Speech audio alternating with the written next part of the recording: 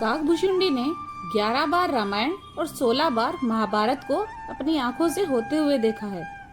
जय श्री राम दोस्तों, मैं प्रीति गौतम आपका अपने चैनल प्रिंस के कान्हा जी में स्वागत करती हूँ। तो आज हम सुनेंगे काकभूषुंडी की कथा। काकभूषुंडी सनातन धर्म में सबसे अधिक आयु वाले व्यक्ति माने जाते हैं। काकभूषुंडी का वर्णन वाल्मीकि रामायण और तुलसीदास रामायण में मिलता है। सबसे पहला वर्णन तब आता है जब देवी पार्वती ने महादेव से श्री राम की कथा सुनाने का अनुरोध किया था। माता के अनुरोध पर भगवान शिव उन्हें एक एकांत स्थान पर ले गए और राम कथा सुनाई, परंतु देववश वह कथा एक कौवे ने भी सुन ली और भगवान राम की सभी रहस्यों का ज्ञान उसे हो गया। वह कौवा आगे चलकर काकभूषुंडी के रूप से जाना गया। काकभूषुंडी प्रभु श्री राम के भक्त थे और उनकी ही भक्ति के अलावा उनका और कोई कार्य न था। वे नित्य एक वृक्ष के नीचे राम कथा का वाचन करते थे, जिससे सुनने के लिए बड़े बड़े ऋषि मुनि भी दूर दूर से आते थे। उनकी कथा में वो आकर्षण था कि एक बार स्वयं महादेव भी उनकी कथा सुनने के लिए हंस के रूप में आए और राम कथा सुनकर महादेव इतने प्रसन्न हुए कि काकभूषुंडी को इच्छा मृत्यु का वरदान दे दिया और कहा कि युगों युगों तक तुम इसी प्रकार राम कथा का वाचन करते रहोगे। जो कथा स्वयं महादेव के मुख से निकली हो, उस कथा को महादेव को सुनाना यह तो सौभाग्य की बात है और ये सौभाग्य काकभूषुंडी को प्राप्त हुआ। इनके जन्म के विषय में एक कथा भी आती है। श्री राम के जन्म से एक कल्प पहले इनका जन्म अयोध्या में ही एक शूद्र जाति में हुआ था। ये महादेव के अनन्य भक्त थे और उसी भक्ति के अभिमान में अन्य देवताओं की निंदा भी करते रहते थे। एक बार ये उज्जैन गए और एक ब्राह्मण की सेवा कर अपना जीवन बिताने लगे। ब्राह्मण भी महादेव का ही भक्त था, परंतु वह ब्राह्मण भूल कर भी किसी और देवता की निंदा या फिर नारायण की निंदा नहीं करते थे। उन्हीं के समक्ष एक बार काकभूषुंडी ने भगवान शिव की तुलना नारायण से की और तुलना करते हुए भगवान विष्णु की निंदा कर दी। श्री हरि की निंदा सुनकर महारौद्र रूप धारण कर महादेव अत्यंत क्रोधित हो गए और आकाशवाणी द्वारा काकभूषुंडी को धिक्कारते हुए कहा कि तू स्वयं को मेरा भक्त कहता है और इतना भी ज्ञान नहीं कि हरिहर में कोई भेद नहीं। जा तू 1000 अधम योनियों में जन्म लेकर भटकता रहेगा। काकभूषुंडी भगवान शंकर का महारौद्र रूप देखकर कांप गए और क्षमा मांगने लगे।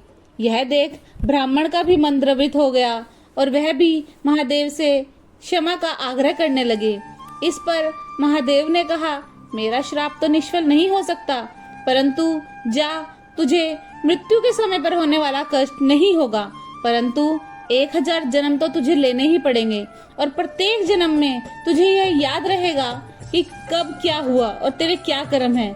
इसका ज्ञान कभी क्षीण नहीं होगा और अंतिम जन्म में तू श्री राम की भक्ति प्राप्त करेगा।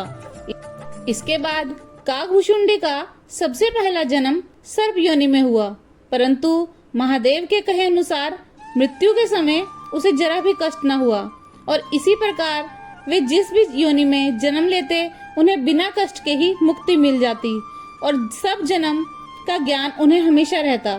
इसी प्रकार बार बार जन्म लेते रहे और जब 1000वां जन्म आया तो एक ब्राह्मण के रूप में उन्होंने जन्म लिया और ज्ञान प्राप्त करने के लिए महर्षि लोमिश के पास पहुँचे। जब महर्षि लोमिश उन्हें ज्ञान की बातें बताने लगे तो वे बात बात में उन्हें टोकने लगे। इससे रुष्ट होकर ऋषि ने उन्हें कहा, तू क्या कौवे की तरह बात बात पे टोकता है, जा तू कौवा बन जा। और काकभूषुंडी कौवा बन गए। अपने श्राप देने से ऋषि बड़े ही दुखी हुए, परंतु काकभूषुंडी ने उन्हें कहा, आप दुखी न होइए ऋषिवर, इसमें भी मेरा कुछ भला ही होगा। ऐसा कहकर काकभूषुंडी ने महर्षि लोमिश को काकभूषुंडी द्वारा कही गई रामायण को काकभूषुंडी रामायण के नाम से भी जाना जाता है। काकभूषुंडी हिंदू धर्म के सर्वाधिक आयु वाले प्राणियों में से एक हैं। कहा जाता है कि काकभूषुंडी ने रामायण को 11 बार और महाभारत को 16 बार होते हुए अपनी आंखों से देखा है और प्रत्येक बार उसमें कुछ न कुछ अलग बात उन्होंने जरूर देखी। रामायण में एक प्रसंग आता है जब भगवान विष्णु के वाहन गरुड़ को भगवान श्री राम के अवतार के रूप में संदेह हो गया था। यह बात तब की है जब रावण के पुत्र मेघनाद द्वारा युद्ध में राम और लक्ष्मण को नागपाश में बांधा जाता है और हनुमान जी पक्षीराज गरुड़ के पास पहुंचकर उनसे सहायता मांगते हैं। गरुड़ राम लक्ष्मण का नाम सुनते ही हनुमान जी के साथ चल दिए। अभी तक गरुड़ ने श्री राम जी के दर्शन नहीं किए थे और उनके मन में भगवान के दर्शनों की इच्छा थी, परंतु जब राम लक्ष्मण को साधारण मनुष्य की भांति पृथ्वी पर नागपाश में बंधे हुए देखा तो गरुड़ जी को आश्चर्य हुआ। वह सोचने लगे कि यह भगवान विष्णु हैं, जिनके संकल्प मात्र से सब कार्य हो जाते हैं, और उनके साथ यह शेषनाग हैं, तो ये फिर नागपाश में कैसे बन सकते हैं। परंतु उन्होंने पहले उन्हें नागपाश से मुक्त किया। मुक्त करने के बाद जब राम जी सचेत हुए तो उन्होंने गरुड़ का आभार प्रकट किया। अब गरुड़ जी वापस तो लौट गए, परंतु उनके मन में यह विचार आ रहा था कि ये भगवान विष्णु कैसे हो सकते हैं। अपने मन की दुविधा दूर करने के लिए सबसे पहले वे नारद मुनि के पास गए। नारद मुनि ने उन्हें कहा कि आप ब्रह्मा जी से पूछिए। अब ब्रह्मा जी के पास जाने पर ब्रह्मा जी ने उन्हें भगवान शिव के पास भेज दिया। भगवान शिव ने कहा, तुम एक काम करो, तुम मेरे भक्त काकभुशुंडी के पास पृथ्वी पर जाओ, तुम्हारी समस्याओं का समाधान वो ही करेगा। मैं तुम्हारे प्रश्नों का उत्तर जरूर दे सकता हूँ, परंतु तुम्हारा प्रश्न उत्तर योग्य है ही नहीं, इसलिए तुम काकभुशुंडी के पास जाओ। अब गरुड़ जी पृथ्वी पर आते हैं और काकभुशुंडी के पास बैठते हैं। वहाँ पर बहुत से ऋषि मुनि दूर दूर से आए हुए श्री राम कथा सुन रहे होते हैं। अब गरुड़ जी प्रतीक्षा करते हैं और उनके जाने के बाद काकभुशुंडी से मिलते हैं। काकभुशुंडी उनका स्वागत करते हैं कि पक्षीराज आइए, आप तो हमारे राजा हैं, बताइए मैं किस प्रकार आपकी सहायता कर सकता हूँ। गरुड़ जी कहते हैं कि मुझे एक शंका है कि भगवान राम ही भगवान विष्णु का रूप है। तब काकभुशुंडी कहते हैं कि निसंदेह प्रभु श्री राम भगवान विष्णु के ही 7वें अवतार हैं और लक्ष्मण निसंदेह शेषनाग के ही अवतार हैं। यह जो कुछ भी चल रहा है ये सिर्फ भगवान की माया है। भगवान अपने संकल्प मात्र से सब कुछ कर सकते हैं, परंतु वे इस जन्म में मर्यादा पुरुषोत्तम हैं, इसलिए मर्यादाओं में रह के सब कार्य कर रहे हैं। मैं तुम्हें एक कथा सुनाता हूँ। जिस प्रकार तुम्हें संदेह हुआ है, इस प्रकार मुझे भी एक बार संदेह हुआ। मैं एक कौवे का रूप बनाकर अयोध्या पहुंचा।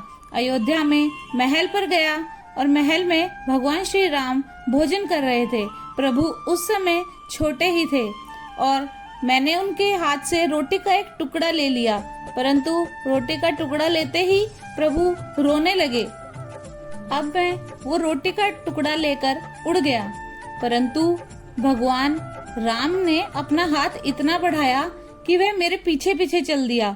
अब मैं चारों दिशाओं, आकाश पाताल सब जगह घूमा, परंतु उस हाथ ने मेरा पीछा नहीं छोड़ा। तब यह देखकर मैं जान गया कि ये भगवान विष्णु ही हैं। फिर मैंने वापस आकर श्री राम से क्षमा मांगी कि प्रभु मुझे क्षमा करो। मैं जान गया कि आप ही भगवान विष्णु हैं और आप ही राम हैं। तब भगवान ने मुझे क्षमा किया। अब इसी प्रकार का संदेह तुम्हें भी हुआ है गरुड़। यह सब भगवान की लीला है। भगवान न तो मूर्छित होते हैं, न ही नागपाश में बनते हैं। यह सब वे लीला रच रहे हैं। तब गरुड़ जी को अपनी गलती का एहसास हुआ और वे अपने लोक को वापस चले गए। यह थी काकभुशुंडी जी की कथा। आशा है आप सबको यह कथा पसंद आई होगी। जय श्री राम।